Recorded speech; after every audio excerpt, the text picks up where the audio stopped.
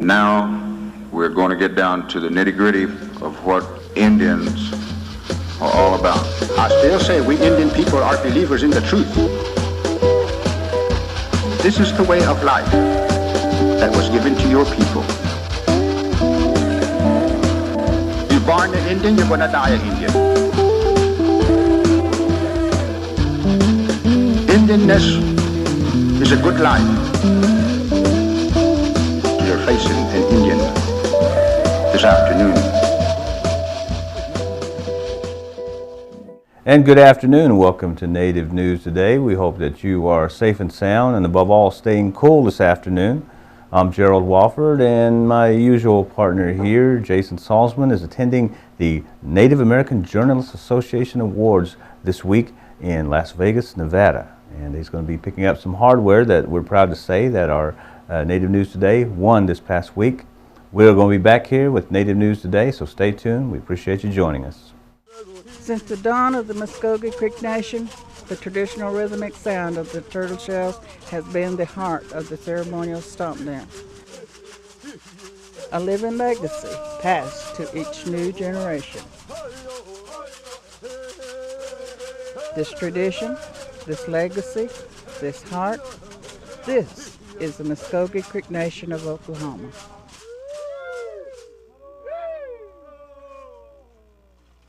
And welcome back to Native News Today.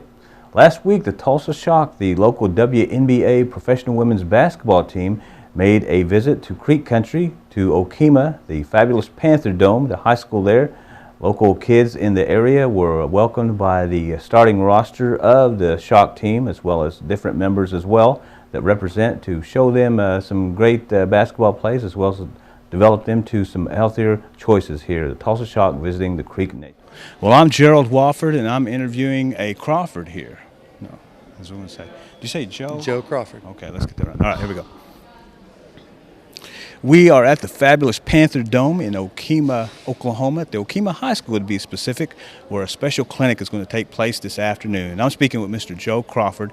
He's the president of the Tulsa Shock, the WNBA professional women's basketball team in Tulsa, Oklahoma. They have graciously come down and are going to put on a clinic as well as meet the kids here that are in the area. Mr. Crawford, we appreciate your time, and just tell us a little bit more about this good ambassador representation of the Tulsa Shock. Well, I'm actually the president of the Shock Basketball Academy, and that's what we do is we travel and do skills and development clinics all over the state of Oklahoma. And this one is a special one to us because it's a Dribble to Stop Diabetes clinic, and it is a great opportunity to work with young kids, tell them about the awareness of diabetes and explain to them how important fitness is, how important basketball is, and how they can use basketball to actually advance their health and advance their fitness. Now, how long have you all been? I believe this is our second year of actually being fully in depth with the Dribble to Stop Diabetes clinics. Now, we've been doing this since 1999 as an organization, but this is our second year, I think, as an affiliation with Dribble to Stop Diabetes. Okay, you say since '99, so what was the name of the organization then? Then originally we were called Sports City U Basketball Academy, and then when the WNBA came, they purchased our company and we became the Shock Basketball Academy. And so through that affiliation, it's given us the ability to travel and do these clinics all over the state.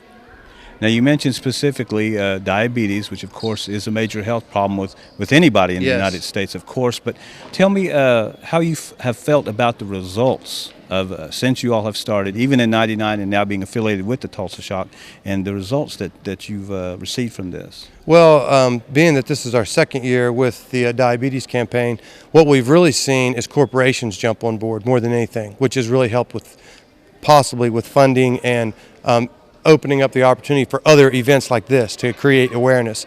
At this point, it's been really good for that, creating awareness. And from that, people jump on board and allows them to support people financially and also through programming. So that's been the biggest benefit, I think. Well, as we can see here in the gym, excitement is building for this afternoon. Tell us a little bit about the agenda and what everyone is going to experience this afternoon. Well, with us, what they're going to be doing is just a ton of basketball. We're going to be doing ball handling drills and shooting drills. The kids are going to be active and excited and enthusiastic. And then they're going to also talk a little bit about some healthy lifestyles. And so we're going to really make this a good event for the kids, fitness-wise, health-wise. All right. Well, Mr. Crawford, let's show them that basketball there and the Tulsa Shock symbol that's on there so proudly there. The Joe Crawford here, the Tulsa Shock basketball operations and the president, and just doing a great job here for not only the Native American community here to make sure that they are living a healthy lifestyle, but just for everyone here, Oklahomans in general. We appreciate your time, Mr. Crawford. All the best to you, No, sir. thank you. Appreciate it. Well, I'm talking with one of the coaches of the Tulsa Shock WNBA basketball team, Miss Kathy McConnell Miller. Kathy, we appreciate your time this afternoon, and must be a special thing to be able to get out and visit the crowd and visit the local fans, if you will, in the area. No doubt about it. Tulsa and the surrounding communities, the state of Oklahoma, is very near and dear to my heart, having spent a lot of time here as a coach collegiately. So to have the opportunity to come back and interact and just share and impart our knowledge and our experiences to young males and females about the importance of staying fit, the importance of commitment, the importance of being part of something, it is a wonderful opportunity. And any chance we have to do that, our organization, the Tulsa Shock, we're happy to do it. Well, I know that your basketball history here, a lot of people know you. As you mentioned, you were the TU women's basketball coach, went to Colorado, and then returned here. And I have to ask you, what did it mean for you when you decided, hey, I'm coming back to Tulsa to coach basketball again? Well, like I said, it was a wonderful time for me. The University of Tulsa was an amazing experience. It was my first head coaching job. I was surrounded by a great administration that understood what women's athletics is all about. So it was an amazing opportunity, one that didn't take long for me to seize and to take advantage of. But I knew when I came back the second time that whatever I had done at Tulsa, I needed to make a difference this time. I needed to really do the best job I could to get out in the community, to interact, and to share with a community that I love and that I know embraces this team. But it's been a joy to come back. Now, I did have the honor of interviewing you when you were the TU women's coach. At that time, you had two great Native American women basketball players on your roster. That was Lila Osceola and Athena McCoy. Absolutely, yes. It was very new to me, having come from the East Coast. When I came to this state, I was just embraced by so many Native American people. Had never had the opportunity to coach. You never get to meet too many Native Americans up there on the East Coast. No, there wasn't. But excuse my ignorance. It was an eye opener when I got here, and to have two beautiful young women. One I inherited and one I recruited, and to really learn about their culture, their background. It was something that we shared and we talked about, and I saw the pride in both of those players, in where they had come from and what they wanted to share with our players and the young players in the community. So that opportunity was great for me, and to be here today brings back a lot of great memories. Now, Coach, I want to change subjects just a little bit here because I want to call upon your basketball history and your wisdom, because you've not only coached, of course, at the college level, but now at the professional level. Just women's basketball, but basketball in general. A lot of basketball purists say, if you want to see the good fundamentals still of the sport, you watch women's basketball, the passing, the dribbling, and everything. And I just want to ask you, just from your judgment about, the history of the game and just the fundamentals overall and where it's going. No question. Fundamentals is really, I think, the heart of the women's game. And we don't play above the rim, not even at this level. I mean, there are a few players that can get up there and dunk it, but not consistently and not something you're going to see every day. So for us, it starts when you're 6, 7, 8, 9, 10 years old. Put a basketball in your hands, learn how to handle the ball, learn how to shoot, learn how to pass, understand the game. We play below the rim. We have to be good below the rim, and we have to be good with the fundamentals. And at our level, yesterday at Tulsa Shock practice, we're doing two ball handling drills. We still do it. It's important for our game. It's important for the future. All right. Coach Kathy McConnell Miller, we appreciate your time this afternoon. All the best to you. It's great to be here. Thanks for having us. All right, we are waiting for the practice of the Tulsa Shock WNBA basketball team, and I'm talking with a newly acquired member on the roster this year, Courtney Parrish. A lot of you know her as the former Oklahoma Sooner. Courtney, we appreciate your time here, and how's it feel to be back in Oklahoma? Oh, it's nice. I live right up the road, so it's nice to be here and playing, and nice to be here today in Oklahoma. You say you live right up the road. What do you mean? Well, Norman, so it's nice to be here. A little bit down I-40, okay. Yeah. Well, I tell you what, you've the college ball and then to the pro ball. Tell me how the experience is different for you. Well, it's very different. I mean, obviously at this level, you have the best players in the world and are very talented. So it's just great. It's humbling to be practicing with them every day and to be getting better with them and to be playing at this level. Now that you're a professional basketball player, what are some of your goals now and how they've changed throughout your years as a basketball player? Well, for me, as far as being on a team, that's what I love basketball. It's a team sport. So it's always to do the best you can and win games and try to win a championship. And obviously with this Tulsa team, it's a new franchise, and so I think it's just getting better every day and trying to get some W's. When you heard that you were going to be coming back to Oklahoma, what was your first reaction? It was nice. All I had to do was throw myself in the car and drive down. So it's awesome. I had a great experience playing at the University of Oklahoma. I know Oklahoma has some of the best women's basketball fans, so it's great to be here and be representing this state. I'm sure you've had a great reaction from all the Oklahoma people. Yeah, I mean, they're the best, and it's part of what made my 4 years at Oklahoma so special and what's making the past month special here in Tulsa. Courtney Parrish, former Oklahoma Sooner, and now a WNBA Shock player. Courtney, we wish you all the best. Thank you. Appreciate it. Another great event happening in Tulsa was the 60th annual Tulsa Powwow that took place at the Spirit Event Bank Center near Bixby, Oklahoma. We got a chance to go out there and visit some of the royalty as well as some of the administration that make this event so memorable every year. 60 years since this fabulous event has been taking place around the Tulsa area, getting a chance to just see some of the highlights, some of the royalty, and again, some of the people that make this memorable event so great. Well, all the great festivities happening here at the Spirit Event Center here in Bixby, Oklahoma for the 60th annual Tulsa Powwow. I'm talking about the special event that happens every time this summer. So many great things happening here. This gentleman here is one of the coordinators that makes all this great stuff happen every year that people come out and enjoy a great powwow. This is Mr. Robert Anque, and I'm talking with him right now. Robert, we appreciate your time, and 60 years now. Wow. Yes, 60 years is a long time, and for me, being involved with this event for all my lifetime, and now seeing at a point in its lifetime, the Tulsa Powwow, it's really an amazing time for me. So it's really special, and to see it 60, at the 60th annual, and then the following years, it's really going to be special too, because eventually. It'll be the 100th annual, and that's not too far away. So that's just 40 years, and so. But I really am amazed at this longevity of this event, Tulsa Powwow. Well, this is Saturday evening, and we're preparing for the gourd dance that will begin here shortly. And so far, it's been a great success starting yesterday, right? Mm-hmm. Yes, yesterday we kicked off around 5 p.m. We had our introductions and our head staff, and then of course we crowned our new Tulsa Powwow Princess, Miss Erica Moore, yesterday, and we had a couple of special contests, and they really turned out really good, and we were really pleased with the competition, and the competition level participants that we have is really interesting, and so we're really looking forward to it, and so far it's been great.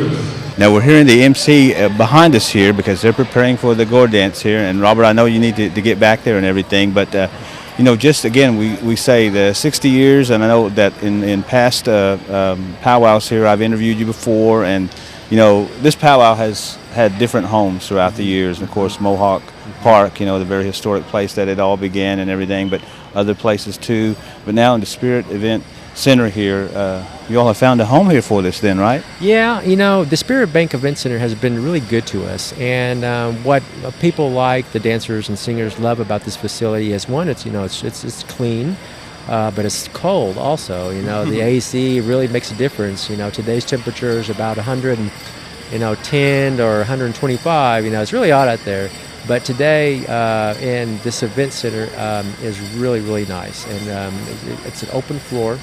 The staff has been great to us, and you know, we really enjoy this facility. Just the right size. Yeah, and you know that everyone out here, they look forward to it. A great annual event, 60th annual Tulsa Powwow happening here at the Spirit Event Center, Bixby, Oklahoma. Robert Ancu, one of the coordinators here that makes this all happen. I know that I speak for a lot of people here, Robert. We really appreciate your sacrifice and your time to make this such a great event. All the best to you. Thank you.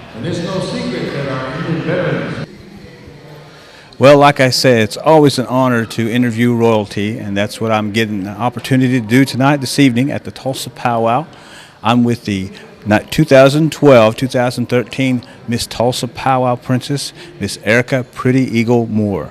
Erica, we appreciate your time this evening, and first off, congratulations on your title. Thank you. Tell us a little bit about yourself, please.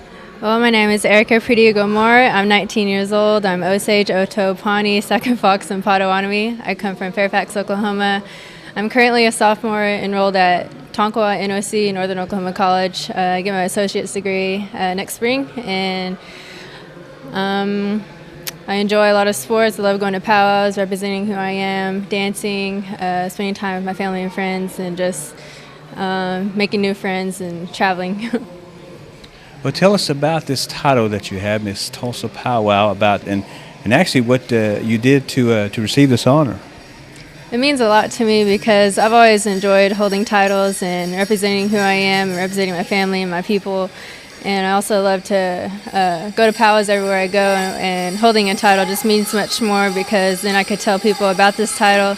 And how I got it is I had to run for it actually a while back, and then I had to go through interviews, and I was selected, and then I got crowned Friday night after grand entry, and I'm really happy and honored for that. So obviously powwow has been a part of you and your family's life for a long time, right? Mm-hmm. Yeah, I've been dancing ever since I could walk. Well, tell us about your future goals, not only with being a dancer and everything, but just education and your overall life's goals, if you will. After I get my associate's degree, I plan to attend a 4-year college. I'm not sure where yet, but I plan on going out of state somewhere.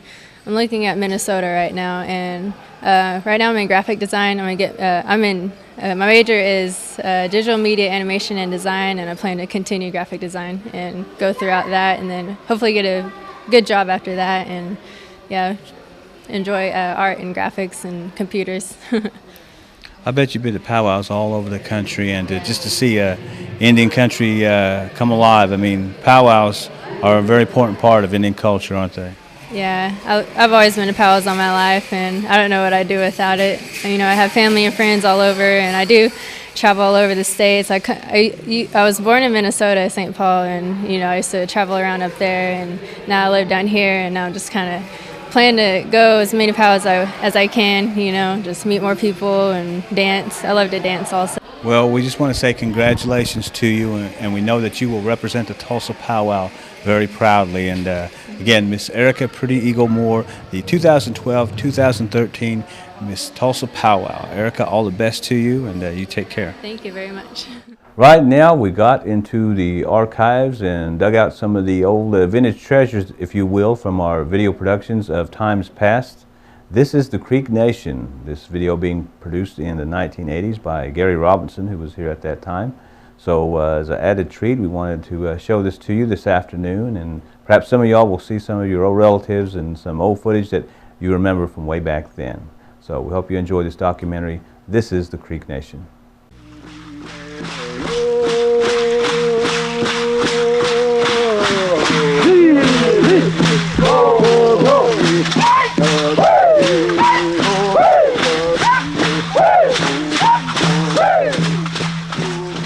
The Creek Indians of Oklahoma have powerful, ancient traditions.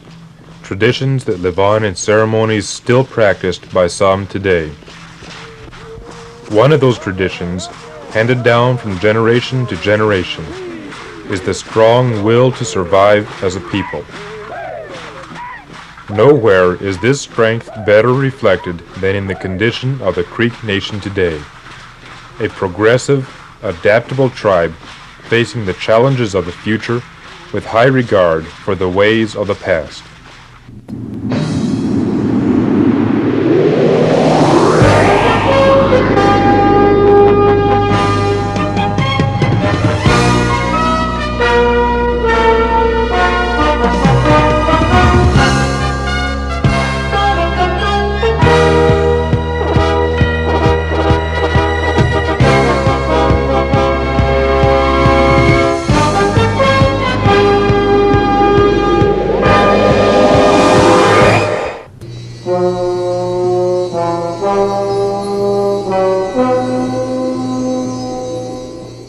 The Muskogee, or Creek tribe, with a population of more than 30,000, in recent years has distinguished itself as one of the most progressive tribes in Oklahoma.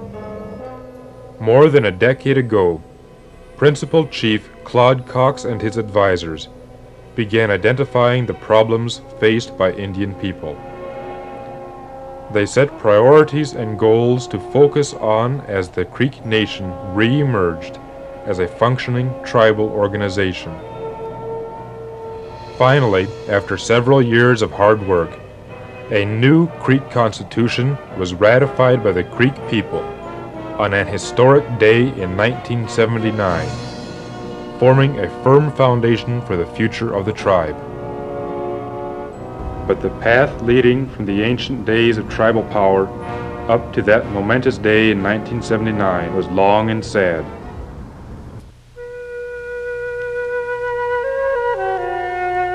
Long before the white man came to this country, the Muskogee people had settled in the southeastern region of North America.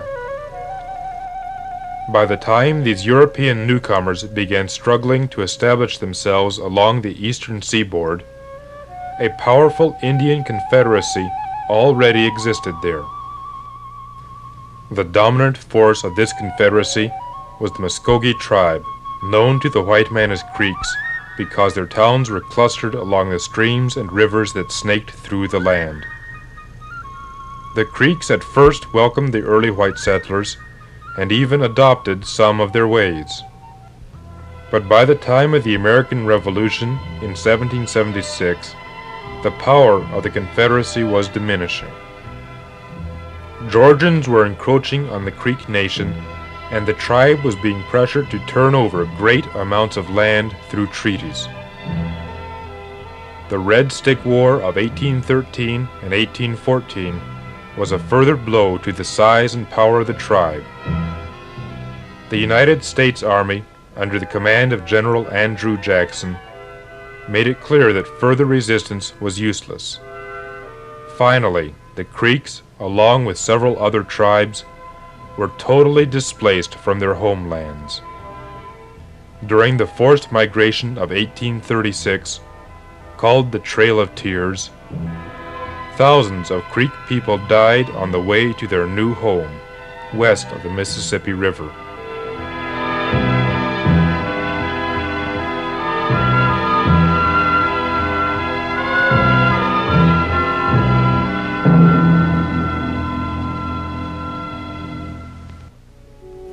But once again, the industrious Muskogee people began to build a nation in the unfamiliar land. Old traditions, such as the annual Green Corn Festival, were carried on, and new institutions like mission schools and churches were started. The will to survive sustained the Creek people and allowed them to adapt to their new home. But the Creeks were soon drawn into another of the white man's conflicts, the Civil War. It, in fact, became a civil war among the Creeks. Many of the tribes supported the South, while others maintained loyalty to the Union. At the war's end, the tribe was left broken and divided. The determined people of the Creek tribe had to rebuild their nation once again. With a spark of that ancient strength still alive, the Creek Nation did survive.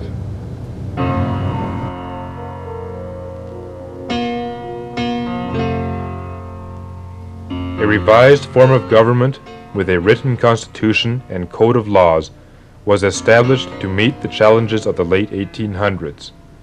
A permanent council house was constructed in Okmulgee, and from that location the affairs of the Creek Nation were administered by representatives elected by the people. But the coming of statehood for Oklahoma in 1907 brought an end to tribal governments, in spite of their many accomplishments. Since then, the Creeks and the other tribes have been mostly ignored, until 1971, when the Creek people were allowed to hold tribal elections and Claude Cox was elected chief. In the early 70s, we set some priorities, and those were in housing, education, unemployment, and health care for the ongoing benefit of the Creek people in making this a good, strong Creek Nation. The past few years have been good years of growth for the Creeks. More problems are being resolved, and more people are being favorably affected by the programs carried on through the Creek Nation. Even so, Chief Cox pushes on for greater improvements. We must allow the decisions of the Tribal Council to replace decisions by federal courts, and we must unite behind those decisions because they are our own. One characteristic of our people is their will to rebuild. Our nation has rebuilt itself countless times in the past.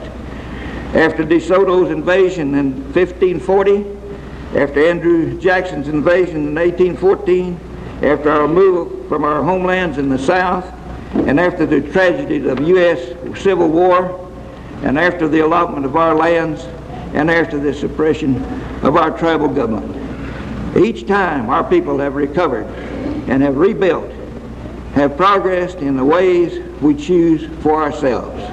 The tragedy of suppression of our tribal government has ended. Rebuild our nation is our mutual responsibility. Thank you. Guided by the Creek National Council and other concerned leaders, the Creek people are enjoying greater control over their own lives. The results of programs started in recent years will have impact for generations. The Creek Nation is again strong. Its spirit is firmly rooted in the past, yet its vision is focused on the future. And the will to survive remains a strong tradition of its people. And we hope that you enjoyed that archive footage there from our vintage collection. A lot of video documentation that we do have from times past, so we hope that you enjoyed that. Our thanks to Robert Ankew and those at the Tulsa Powwow and the Tulsa Shock for generously donating their time as well to the Muskogee Creek Nation. In the meantime, as we always say, you take care, God bless, we'll talk to you soon.